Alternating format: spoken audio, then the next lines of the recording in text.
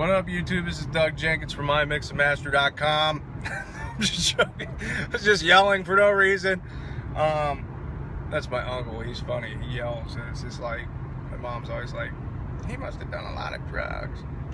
And anyways, let's get serious here real quick. I want to expose the truth behind why people take their music out to their cars. What about a car makes it any better than you just spent, $400 a piece on some speakers and you still can't get your mix right? Why is that? Why do we do that? And I'm going to explain to you why you do that in this week's Quick Tips. Get ready for a slam dunk.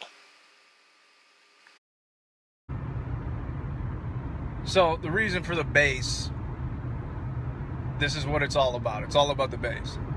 I'm not trying to be funny. I'm not trying to quote a song. I'm dead serious. It's all about the bass. The reason that your song sounds like trash in your room after you take it out to your car and you can't figure out why in the world it still sounds bad is because there are inherently huge bass response frequencies that are manifesting themselves in your room. If you listen to bass frequencies, they take a long time to manifest into a waveform. So if you could visually see these, that's why the only layman term I can give you for this is that's why when you look at a when you're outside and you're chilling and you're talking to your buddies and then some guy with 212s comes flying by, you can hear him from literally a mile away. Bass travels that way. It's something that we've inherently figured out as you get smarter, or maybe not smarter, but you understand that concept that, hey, bass travels, it travels. So the goal is, in a studio situation, 90% of the time, especially home-based studios, we set up our speakers in a space that is not acoustically, dimension-wise correct. And we do this, and I've done it since I was 15 years old, where whatever space you can make, you make it. I remember on one of my old videos, a guy said something about, dude, you got those NS10s above your head, In that room, which he, and I will attest to you, and I didn't know I was doing it at the time, but now as I get older and understand frequencies, I did it out of instinct because my mixes came out better, and here's why they came out better. In that room, there was no, in order to take away the room, that's why NS10s have become so popular, that's why they're infamous for mixing.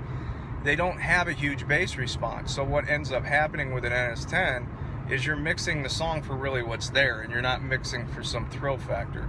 You're not mixing for the low-end information. Now when you switch over to you A-B back and forth, the NS10 was built to be a good mid-range, high-end frequency, very flat, very boring sounding speaker. It's the same thing with Oratones. Oratones got their popular sound is literally, they're a box.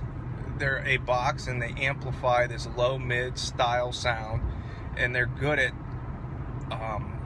actually amplifying that sound for people like us that are listening in rooms. I think that's why it works. It's literally this little mini cube room that speaker is. So in a cubed style room, that speaker may reveal more than the NS10.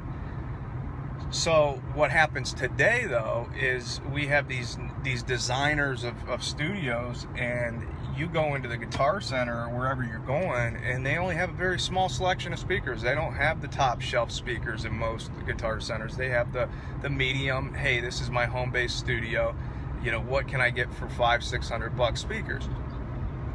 You would be better off buying the NS10 and mixing an album than you would with these speakers in a lot of cases from home.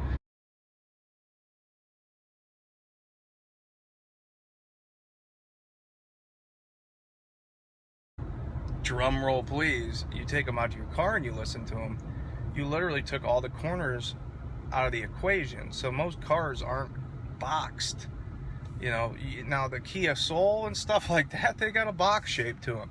But the interior changes the dimension. Now these designers of these cars usually have acoustic engineers on deck. So the car that I'm driving right now is it's actually, I worked for the company, and I'm getting ready to turn, so guys, bear with me. But a lot of these companies, especially the newer cars, 2010 and up, and even the cars back in the day, you go buy an old Expedition or you buy, I'm not talking the old school Chevy Cavaliers where a guy ripped out the dash and put in some 6x9s of his own. I'm talking about when they were factory designed. There was an acoustic engineering team most of the time when you get into cars. You get into new Fords, you get into Fusions, you get into Focuses, you get into Infinities, Mercedes, Chevys. All these cars, they're specifically paying attention. What you have to find out is the image of what I'm hearing consistent? And the answer is, in what you're talking about when you said you're going out to your car to listen to your mix, you're absolutely correct, because you're listening to a better listening environment, because you already had the acoustic guy. You bought it. You bought acoustic engineering. So yes, and 90% of the time the car doesn't have the bass response. So in a sense, every car has almost like an MS-10 quality to it. It's like its own special EQ curve, and that's why your mixes sound better in your car. It's the truth.